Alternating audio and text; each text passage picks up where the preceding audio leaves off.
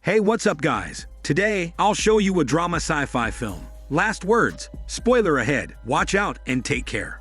The movie starts with Wanderer Kale narrating his adventures before becoming the last man on Earth. In April 2083, a tsunami hit London, forcing Kale and his pregnant sister to escape to Paris for safety. The Red Sea became a raging sea, flooding most of the land on Earth. The Great Flood resulted in famine, war, extinct animals, and endangered humans. There are other survivors too, but they have moved to another place already to search for food. Meanwhile, Kale and his sister reside in an abandoned building in Paris because they happen to stumble upon an apartment with enough powdered food and drinkable water for them. During their stay, they eat food, read children's books, and examine old film reels. Kale finds his sister's pregnancy a mystery, but he never bothers asking who's the father because it might sound insensitive. Soon, their supplies run out, and they need to find another place with food. Subsequently, they leave the apartment and venture out at night. However, they encounter curious children during their travels, each child guessing the gender of the sister's baby. The two siblings need to leave, but the children corner them to open up her stomach brutally just to see who's won the bet. Eventually, the children walk away like nothing has happened, leaving the sister wounded and Kale devastated for killing his pregnant sister. Kale returns to the apartment alone, wishing death would take him.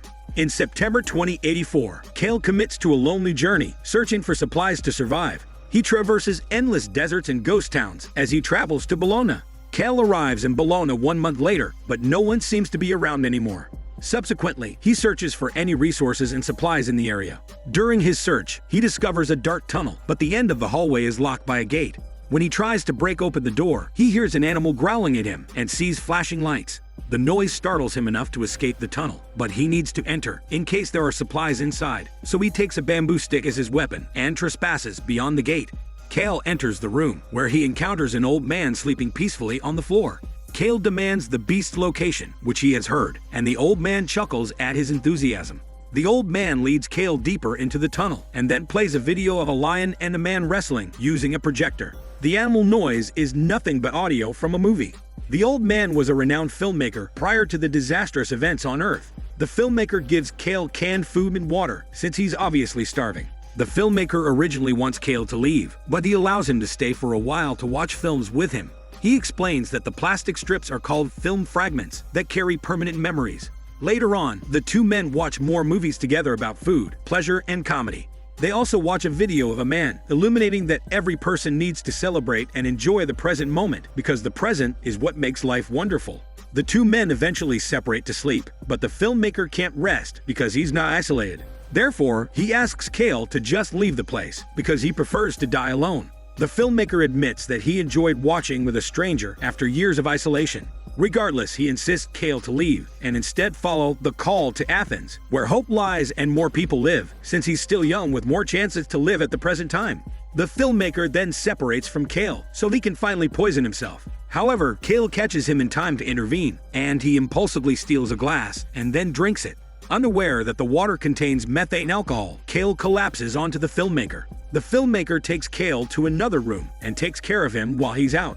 The filmmaker cries because he can't believe a stranger has risked his life to save him. The filmmaker then decides to ease himself and the unconscious Kale by telling his glorious past.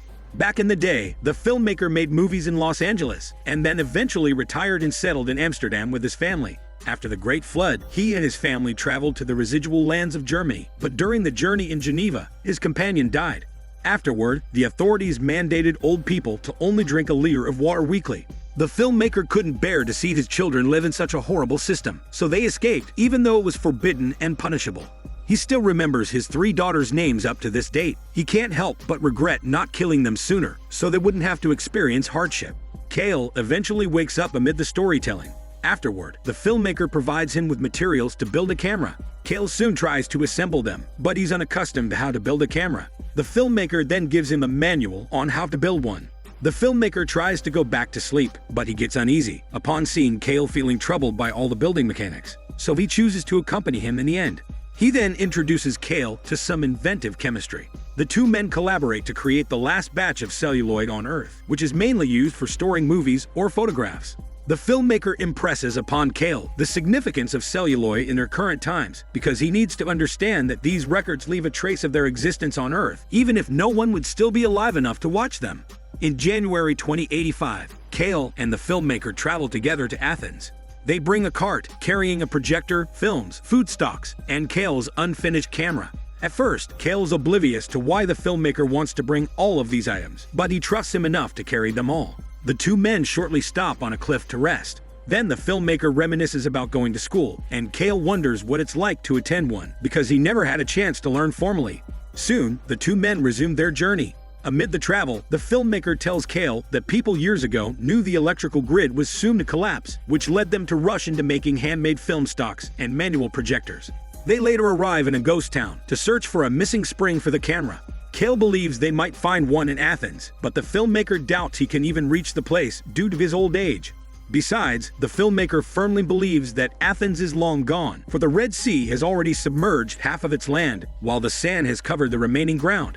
After traveling for days, the two men finally arrive at the famous Athens, but it's all buried beneath the sands. The filmmaker furiously throws a tantrum because he shouldn't have left, knowing he's right all along. Cale then says that he shouldn't be mad, since he's the one who convinced him to go to Athens. However, the filmmaker reasons he only said it because he thought that Cale knew it was just nothing but a story. Cale then asks why he said it in the first place, and the filmmaker answers that it is because they need to invent something memorable during their lifetime to kill time.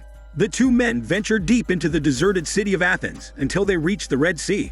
The Great Flood has covered about 20 miles, starting from the supposed shore. Cale feels it's nothing compared to what happened to Africa, which no longer exists because everything has been submerged for a long time now. Afterward, the filmmaker sleeps in a vehicle, but he wakes up upon hearing Cale shout, "Green!" They rush to a beautiful place where plants grow from the land. The filmmaker unexpectedly eats grass out of excitement, but quickly spits it out since it's not edible. At that moment, they arrive at the real Athens, where there are residents living in tents and camps. It's the first time many people gather in one place in 30 years. Sadly, the residents only ignore them since they're strangers in their eyes. Either way, they're glad that they're not alone anymore. The filmmaker tries talking with the other residents, but they only avoid him. Fortunately, a middle-aged man named Middle-Age calls them to welcome their arrival. The filmmaker extends a hand to introduce himself, and Middle-Age accepts and shakes his hand back. They laugh because it's been so long since they experienced such genuine interaction with other people. The town is a paradise for hopeful people. After the tsunami, a rumor has spread across the land that Athens could possibly grow a plantation and therefore birth the origin of the call. It's a so-so situation where not everyone dares to visit, while some take risks to get there. On a side note, the plants are still toxic and inedible due to the dirt. Either way, it's a perfect spot to start over, which is what Cale and the filmmaker decide to do. The two men build their house together and then acclimate themselves to the residence. Out on the road, Cale finds a blonde little girl attractive whose name is Young, but he doesn't know how to acknowledge it yet. The next day, the filmmaker watches Young tending the garden in the shape of a human skull. She plants a seed and takes care of it like a baby. The filmmaker then visits Cale, who immediately worries about fixing the camera because it doesn't work despite putting in new pieces. Just then, an old German woman approaches Cale and introduces her short name as Elder. However, Cale doesn't want to associate with anyone new, so he distances himself from her. But Elder continues following him with her dying hormones. Meanwhile, the filmmaker goes to the garden again and helps Young dig out the rest of the shape in the dirt. He then makes a shape in the air and tries to draw the skull shape on the paper, but Young angrily tears the drawn page and throws it away. At sundown, Cale sets up the projector and a large white sheet on the wall for the film showing. When it's finally dark, Cale begins the movie. The residents initially show fear over the new sounds and images on the wall, but they eventually adapt as their fear fades into comforting and enjoyable entertainment. At midnight, Elder surprises Cale in bed with her dying hormones, where she straddles him and grinds to initiate an explicit activity. Throughout the hormone-smelly session, Cale remains gullible about what's happening. The next morning, Cale is mad due to the forced event last night, but the filmmaker and Elder only laugh their shit off. At night, Cale hosts another film showing for the residents. His anger eventually fades into happiness, simply due to the sight of their joyful faces. In June 2085, Middle-Age successfully built the camera for Cale because he knows his way around mechanics. Afterward, they surprise Cale with the new camera. The filmmaker sets up the celluloid and then finally gives it to Cale. Cale quickly learns how to operate the camera as he records Elder dancing, Middle-Age strolling, and the filmmaker making wacky faces. The camera immortalizes memories because they store and preserve moments in life forever in a piece of plastic. Kale then learns to establish a routine at the town. First, he records everyone's story and daily lives in the daytime. Second, he clips them on a string after filling up celluloid at sundown. Lastly, a film show at night. The next day, Middle-Age gives seeds to Young to plant in the garden. He then encourages Young to bring fruit to their town. Meanwhile, Elder announces to everyone her miraculous pregnancy despite being old. At night, Elder sleeps beside Kale and tells him that he's the biological father. Kale then holds her stomach to feel a growing baby. The following day, Kale interviews Middle-Age about his story. Middle-Age obliges and shares about meeting two important people in his life. They spent time together with love, but they decided to split up so they could help other people with their medical skills. Kale next visits Young in the garden for her story. At first, Young rejects him, but she eventually trusts him enough to tell her past. Although, she intends to use Italian, so Kale won't understand her. Young came from Napoleon and lived with her brother. They survived the flood inside their building because her brother protected her. Years passed, and they heard the call in Athens and decided to go there. Young adds that she's 18 years old, like Kale, which makes them the only young ones in town. However, Kale finds her story stripped and lacking, so he convinces her to give more detail. Young then continues her story to finally complete her episode. Somewhere on the coast between Greece and Italy, they encountered a tribe where everyone was naked. They introduced the skull-shaped garden and fed them plants. However, the supposed paradise turned into a nightmare as the tribe killed and offered her brother to the earth. Young tears up as she remembers her deceased brother, who could have been with her now. Kale then comforts her and eases her sadness, using his muscles. At night, Kale and the filmmaker are surprised to see Elder in Middle-Age operating the manual projector on their own. Afterward, they all watch a good musical film, bringing laughter to everyone. During the film showing, Young and Kale become touchy with one another. In summer 2085, everyone wants to share their stories, but they only have a little time and a low supply of celluloids. Later on, they encounter a drifting boat on the Red Sea, where they discover a large fish after 50 years. The fish has brought a feast to the residents, where they eat near the shore, gazing over the beautiful horizon and taking advantage of the time called present. In October 2085, Elder gives birth, but she and the baby don't survive the labor. Their deaths bring deadly silence across the residents as they mourn their unexpected deaths.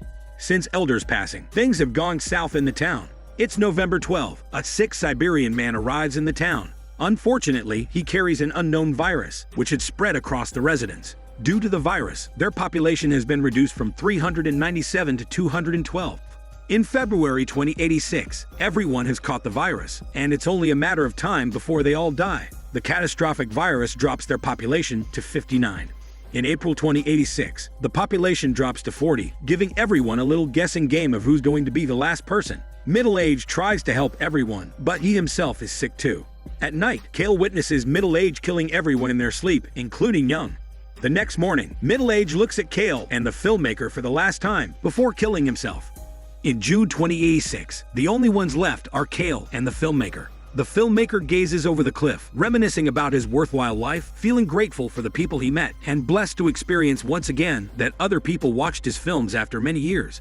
In the end, he's happy to spend his last present time with Kale, who pushed him to come out of his cave and travel to Athens. Sadly, the filmmaker can't escape from the virus, but he spends his remaining days enjoying his movies in a cave. The filmmaker later dies during their filming, leaving Kale alone once again.